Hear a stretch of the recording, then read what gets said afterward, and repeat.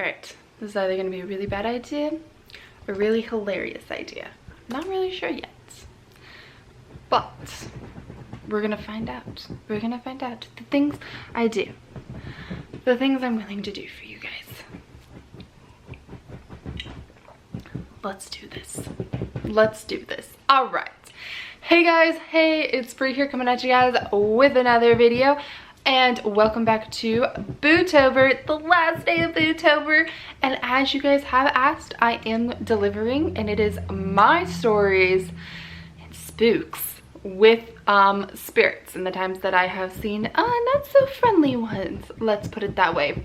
I'm literally sitting in a crystal grid, and yes, I do plan on cleansing my home after this, but I thought, you know what, let's get in the mood. I got a little drinky drink up here in my drink up witch's cup.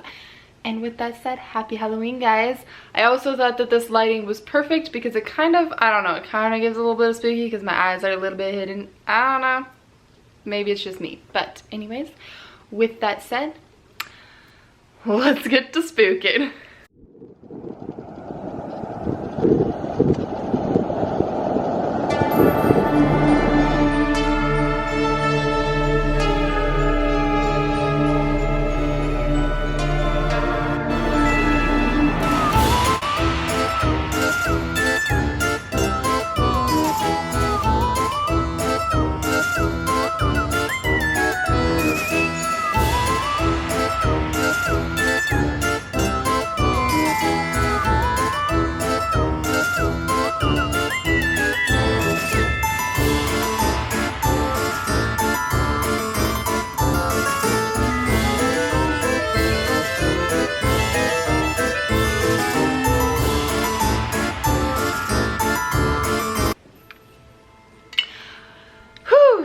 Alright, you guys, so let's start way back when I was a kid.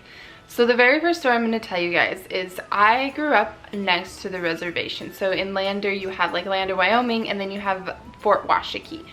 And the tell is that you do not drive in the dark because at nighttime, if you look in your rear view mirror, there is a lady who will attack you, or she'll attach to your car. This is yes. Okay, anywho. So, being the typical teenager that I was rebelling.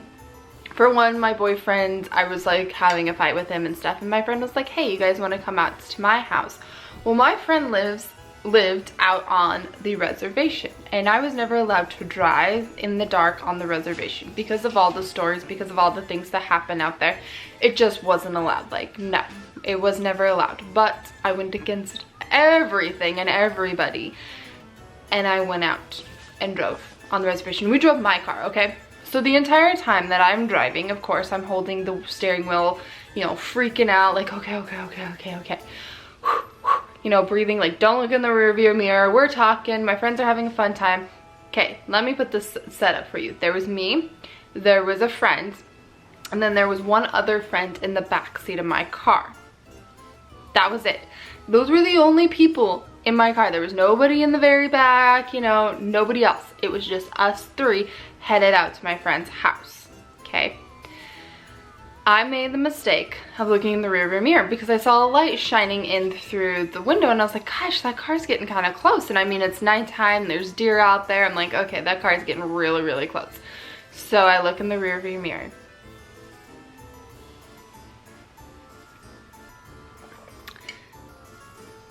I kid you guys not, that lady was there. The lady was in the freaking rear view mirror. This is not a made up story that the reservation made up just to scare everybody else. Oh no, she's a real freaking thing. She's real, okay? And she's not scary like, you know, what you would see on like scary movies with like the scary eyes that are like bulging and stuff. Actually, she's kind of beautiful, but she's kind of got like this wild look on her face and stuff like that. And I started freaking out because I was like, oh my god, now she's under my car, you know, and I'm screaming. My friend all of a sudden is screaming because she says somebody is touching her, something's touching her. It was just not good on any scenario. The entire time we're screaming all the way, and this car is still following us right behind us, not even getting off of my butt, you know, and I'm going the speed. Actually, at this point, I'm speeding. I'm not gonna lie. I was speeding to get to my friend's house because I was like, we need to get the heck out of this car. We need to get in my friend's house because something's gonna happen. Something's gonna happen. So we're already speeding. This person's tailgating me behind us, and you know, my friend over here is going, what the heck is going on? Why are you two screaming? And all of a sudden, she lets out this blood curdling scream, and I'm sitting here going, oh crap, what just happened? I'm not even looking over there at this point. I'm not even looking over there. I can't even believe at this point that I had seen what I had seen, and I'm freaking the F out. You know, my friend's freaking the F out. I'm like, I'm not looking. I'm sorry, but you're on your own. I am that friend that will trip you if the zombies are running after us, and I am going to run. Okay, I'm that friend. But anywho, so I'm not looking over at her. We pull into my friend's house, and we all bail out of my car like nobody's business, run inside, and her mom happens to be home, and her mom just looks at us and she goes, you looked in the rearview mirror, didn't you? You looked in the freaking rear view mirror. And I just said, yep, we did. We looked in the rear view mirror, and it is probably the last time I look in the rear view mirror in the dark. To this day, even though I'm not driving on the reservation, I still cannot look in the rear view mirror at nighttime. So luckily for me, my friend's mom knew all about cleansing, all of that stuff. She put crystals in my car. She saged it. I mean, she cleansed my car out. She made it, you know, she got that lady out of my car. But I will tell you what, when people would tell me stories about what would happen on the reservation, I no longer doubted them. I now understood what they were talking about. I now believed them because of my own experience. So that is spook story number 1. So I feel like we need to have the hood up on this. Like, it's kind of cute, you know what I'm saying? Like, we need to have the hood up on this. It's part of the costume. So, alright, spook story number 2. So, this time I didn't really see a spirit of any form, but we were still freaked the F out. So, my family and I had gone to California for vacation. On our way back, the motorhome was in front of us with most of the family, and then behind was the Suburban, and in the Suburban was my mom and my aunt, and then me. And we were driving in the dark, and we had to pull over for some reason. Something was going on with the motorhome. Well, our family had walkie-talkies in between the two of us, okay? So between the two vehicles, we could talk back and forth. And we pull over onto this little side of the road, you know, and it's completely pitch dark. And all of a sudden, out of nowhere, a vehicle pulls in right behind us, parks, and turns its lights off. And then through the walkie-talkie, because my uncle is just that much of a jerk, you hear,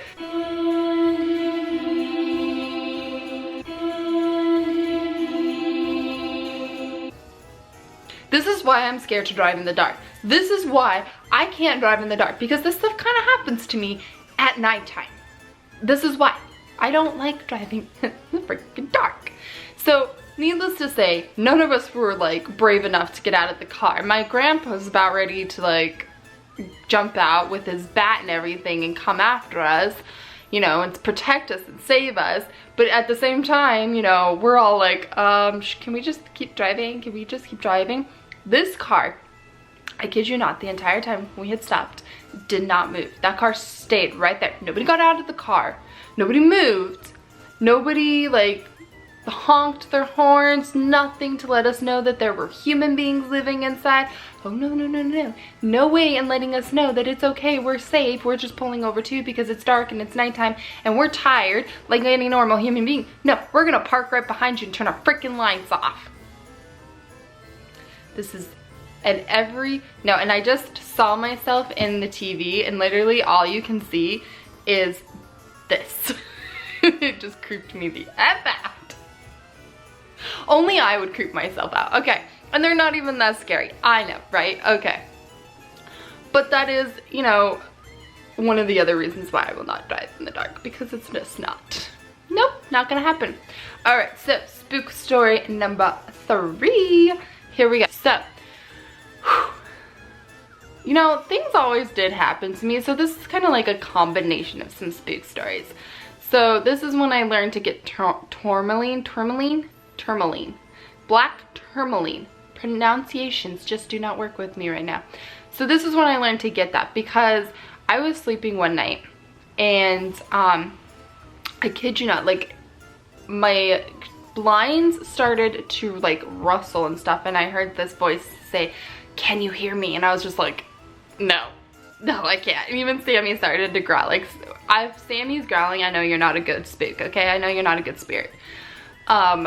And all of a sudden, like, you could hear them. You literally could hear them come in my room. Like, it was like the door slammed. And I sleep with my door shut tight, the lights off, and the fan on. So there's no way that the door could have opened, because for one thing, the door's locked.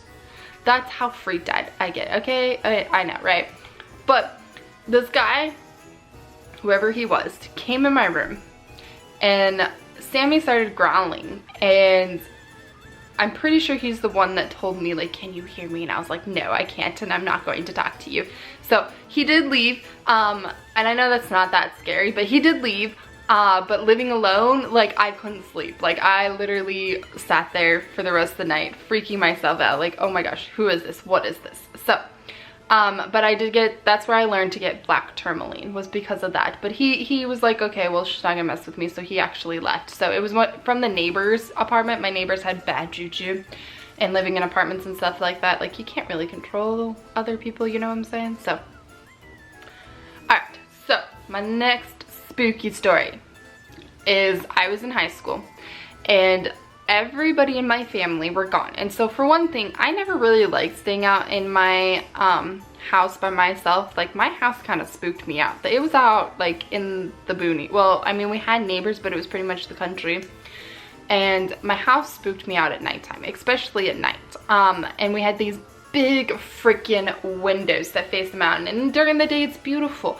But I was one of those that I would literally turn the light off and run down the hallway. And I'm so glad that my bedroom was the first bedroom. But to this day, I am still scared to stay alone in my house. Like, there's something about that. I'm pretty sure my house needs to be saged back in Lander. Well, my mom's house needs to be saged and stuff like that. Like, it could use some of the stuff that's happened in that house. It could use a good saging. And if she ever gave me the chance, I would definitely just, like, everywhere. Like, just, yeah. Some Florida water, some Palo Santo. I would totally just go, I'd have a heyday in that house. But anyways, so I was staying home alone, and you know, I was in high school and stuff, and my neighbors of course knew I was home alone and all this jazz. Well, I was in my bedroom reading, and I heard one of the doors slam, and I'm so glad that I had my phone with me. I'm not gonna lie, because for one thing, let me put this to you guys. For one thing, there is no cell service out where my mom's house is. When you live in a place like that in Wyoming, I know some people are like, wait, what? There's cell service everywhere. No, not in Wyoming. You're very lucky if you have cell phone coverage anywhere in Wyoming. So there is no cell service out there, okay? So I never had my cell phone with me, but for some reason I had the house phone with me. And I heard the door slam, and I ran over and I shut my door. And luckily, like, I have like a wall. So it's like my door, and then there's like my closet. It's like the wall of my closet, and I put my foot up against the wall and my back up against the door, and I could hear this person walking around. And I had called my boyfriend at the time, and I was like, hey, I'm really spooked out, like, I don't know who's at my house. And I called my neighbors. My neighbors like, there's no vehicle out there, and they're like, you know, they've got their binoculars and they're looking over and everything, and they're telling me, they're like, I don't think anybody's at your house, Bri. Like, there's no way anybody could be in their house. And I mean, and I heard this person, okay, so everybody's, you know, trying to tell me, my neighbor's like, there's no other cars, there's only your car. Like, I don't know if they walked up the hill. I mean, you have to go up a freaking driveway to get to our house, okay? So I heard this person, I kid you not, walk from one end of the house, come over, knock on my freaking door, and I'm sitting here like, oh my gosh, like freaking the F out. About ready to cry. Actually, no, I'm not gonna lie. I was crying. I'm pretty sure, like, that's how spooked I was. And my boyfriend was just like, don't do anything, don't open the door, don't move, like, you know, just stay right there. And it kept knocking and knocking and knocking. Well, I heard him driving up the driveway, because he wasn't that far. He was already headed over, and he wasn't that far away. And I heard him driving up the driveway, but whoever was knocking, I mean, you could hear. And for one thing, the dogs all let you know. Our dogs will let you know if somebody's driving up the driveway. But it was still knocking, like knock, knock, knock, knock, knock, knock, knock, knock, knock, knock, knock, knock, knock, knock, knock. Started getting like louder and angrier, and I'm just like, okay, whoever's on that side of the door, like, I'm not even gonna say anything. At this point, I had tears running down my eyes. I was scared. I was freaking the F out. And I heard my boyfriend come up the steps, and all of a sudden, the knocking stopped. And I was like, okay, there's no possible way that this person can get away from my boyfriend that fast. But he would have chased after this person. Let's just put it that way. So there was no way of this person actually getting out of the house while my boyfriend showed up, when my boyfriend showed up. Like, there was no possible way. And he, all of a sudden, I heard him knocking. Like, he walked around the house a little bit, and then he knocked on the door and he said, Bri, it's me. And I opened up the door, and you know, he like automatically grabbed me and he's like, are you okay? Like, holy crap, you look like you've seen a ghost. And I was like, you have no idea. Like, guy was knocking, and he heard him knocking through the freaking phone. And I'm just like, you have no idea. Like, I don't know what I'm doing. Like, I was freaking the F out, you know, and all of the stuff. And he's just like, Bri, there's nobody here. We walked that entire house looking for any clues that there was a person. I had to convince myself that there was a person here. Let's put it this way. I did not stay the night at that house. I left. Like, I was like, I'm not staying here. I went and stayed at a friend's house. I was like, I'm not staying here. It's not happening. No, thank you. No. It was, I was so scared. And it was probably one of the last times that I actually slept. Like, that I was willing to stay home alone. Like, after that, I just, no. Whoever that was, whatever that was, spooked me the F out. And after that, like, I literally could not. It's, every time I go back, I get so freaked out, and I have to turn on all the freaking lights. And of course, you know, there's the whole, the lights are on, the lights are on, you know, the guy kind of stuff. But the point of it is, there was no proof that there was a person in my house. Like, there was no absolute proof whatsoever. So, as a high school student, I'm pretty sure you guys could imagine how scared I really was. Alright, your guys' last story. My last spooktacular story I have for you guys is the very first night I spent in this house. So, for those of you guys that know, there was a lot that went behind this house. Like, trying to buy this house, trying to get into this house. There was a lot of anger from the seller. He didn't really want to sell it. The owner, his dad had passed away, but he had medical bills, you know, and then the underwriters almost messing it up. All of this stuff happening. So, for those of you guys that know, there was a lot that happened behind buying this house. So much so that it almost didn't happen. When I first got into this house, you could still feel the guy's energy in here. Not just the guy who sold it to me, but his dad also. And it freaked me out. The very first night was my birthday, so I got to stay at the Hilton because my grandma put me up at the Hilton for the night. And then the next night, I had my blow-up mattress, and I was laying in bed and everything, and Sammy and I were cuddled up, and about 2 o'clock in the morning, my bed started shaking. And all I could hear was, get the, sorry guys, but I'm gonna cuss because this is the only way that you guys are gonna know, but get the fuck out of my house. Just this angry shaking, and you could just like, and Sammy was growling at it and everything, and I just sat right up. There was nobody in my room, but you could still feel like the bed, because I mean, it's a blow-up mattress. You could still feel like the leftover shaking of it. And all I could think was, this guy is still in my house. This guy is still in my house. Like, freaking out. Get you guys. I mean, yes, okay, it's not as scary as staying the night and the person walking in my house. But for me, for the very first night, spending the night alone in my new hometown, that freaking scared. That was enough that I almost packed my crap up and went back to Wyoming. I was so freaking scared.